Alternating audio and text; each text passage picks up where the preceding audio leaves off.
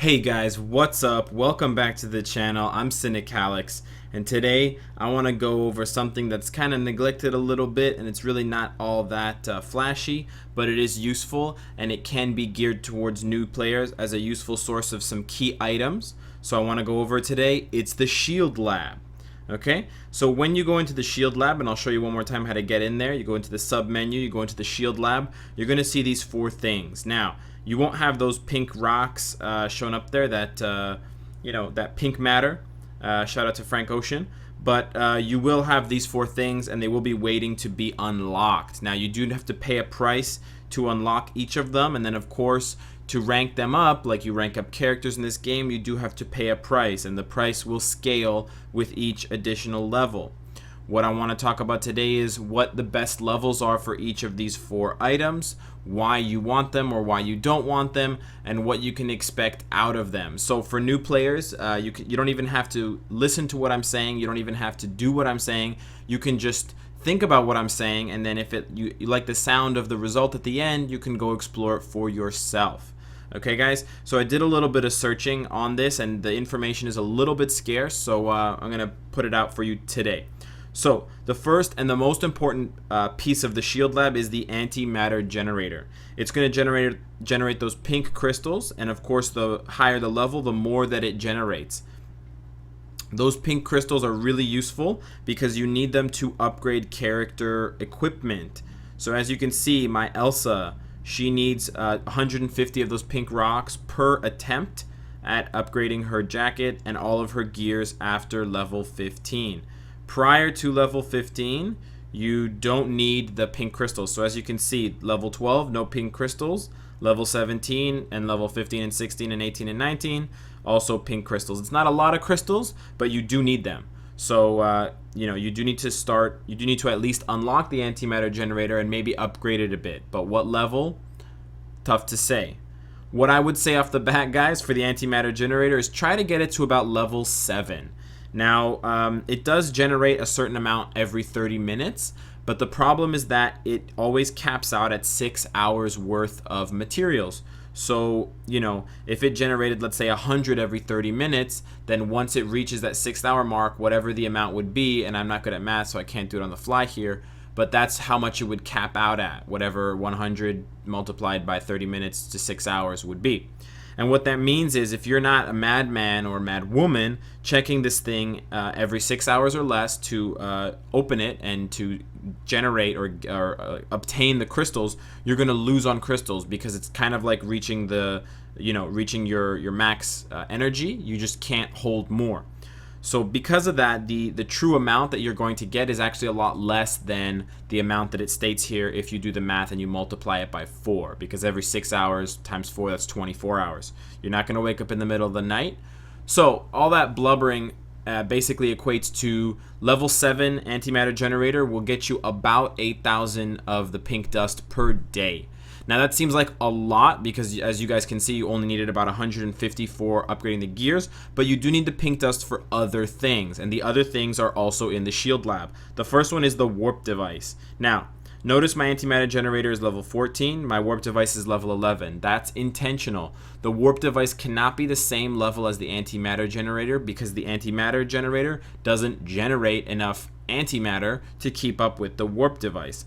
Also, the warp device is just not as useful as it was once upon a time.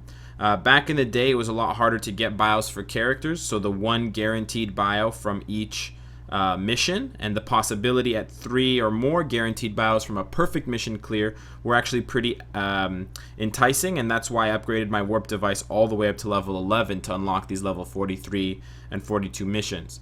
That's not the case anymore. I honestly wouldn't recommend new players to even approach level 11 warp device. It's not worth it. There's too much gold they need to invest. As you guys can see, I have to invest almost 2 million gold just to go to level 12.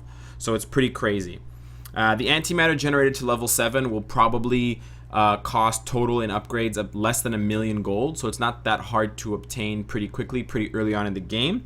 And then I would recommend keeping the Antimatter or the warp device at the same level as the Antimatter Generator, or 1 level lower.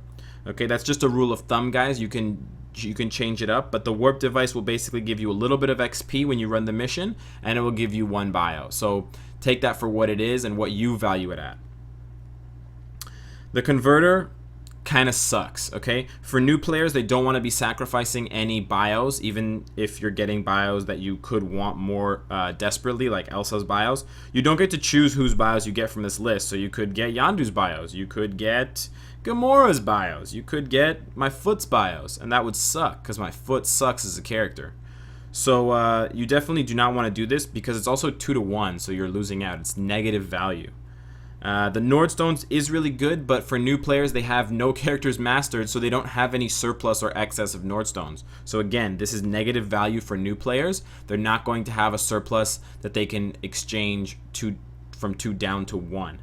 Okay, guys, and don't get confused. Just because it says ×5, it will take 10 of my stones, and we'll see from 134, it drops down to 124. It's still a 2-for-1. It's not that good, or a 1-for-a-half, I should say. It's not good. Now, why do I recommend getting the Antimatter Generator to at least level 7? It's not really because of the warp device, and I don't suggest upgrading the converter at all, so it's for something else, and it's for the item shop. The item shop is really interesting after the latest update because it can spawn not only Nordstones, which is awesome, but also, I'm not going to buy these, but also it can spawn dimension debris. Now the bios suck, the XP chips are honestly too expensive, the ISOs are too expensive, and the gear up kits, I guess, if you need them. I've never actually needed them, but I hear a lot of people on the Reddits and stuff who do need the gear up kits. You can buy them there for a pretty good price, but the dimension debris are an absolute steal. I find myself logging into this game more frequently than I used to, even though I finished all my daily quests and stuff, just to see if the shop has updated with some dimension debris. It's amazing. I just can't say enough good things about it, and I wish they had put it in sooner, and I can't wait for them to finally put in clear tickets. Do it, Netmarble. Don't be so cheap. Alright, so what level do you want the item shop at? Well, the item shop is ideally for new players ranked up to level 6. Level 6 will only get you 6 slots, but the more important thing is it will make the shop update in 1 hour, because when you first open the shop, it updates every hour and a half. So you cut your time down considerably just by upgrading the shop to level 6. And you can do that comfortably with a level 7 Antimatter Generator. That's why I picked level 7. Now, if you want to go to the next level to aim is the one that I'm at, warp level 11. That's when it cuts down from an hour to half an hour.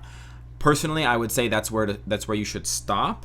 It doesn't get any shorter than that. It does unlock 2 slots at the end on level 15 instead of 1, but it's just not going to be that worth it. It's not going to increase the odds of getting dimension debris that much.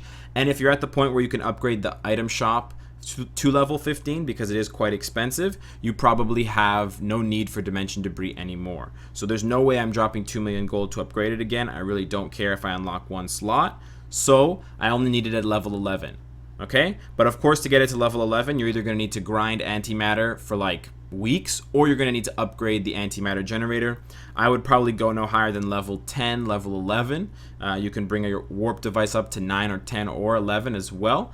But that's all I would do there, guys. And so basically the big goal of the Antimatter Generator is to always have some pink dust, some pink crystals, some pink matter for upgrading characters' gears past 15. And of course, in the item shop, to upgrade the item shop itself, to generate more items and to generate more odds and more chances at dimension debris, because that's like one of the most crucial materials in the game, and it's hard for new players to farm them consistently. So guys, that's my outlook, and that's my look and my take at the S.H.I.E.L.D. lab. I really hope Netmarble puts clear tickets in there, because that's basically the only thing left that we need. Once upon a time, guys, and I looked back on the Reddits about 11 months ago, people were asking Netmarble to do that, put dimension debris in the shop, and finally, almost a year later, my brothers and sisters, we have achieved it. They used to sell dimension debris in the shop for crystals. I think they stopped doing that because they offer it now for gold, and that was kind of the logic behind why Netmarble wouldn't put dimension debris in the S.H.I.E.L.D. lab, because why offer something for gold when you can ask for crystals for it? So hopefully they take the clear tickets the same way. I'll end my little mini rant on clear tickets there, but either way, guys, I'm super happy about the upgraded item shop, and hopefully these tips have been helpful. Hopefully this explains this kind of forgotten corner of the game for you, and lets you know what you can expect from it, what to invest in it, and maybe maybe lets you know that you don't even want to invest in it at all. So let me know what you guys think about that. Let me know what you guys want to see next. And if you like what you guys see, I hope to see you again tomorrow. Take care, guys.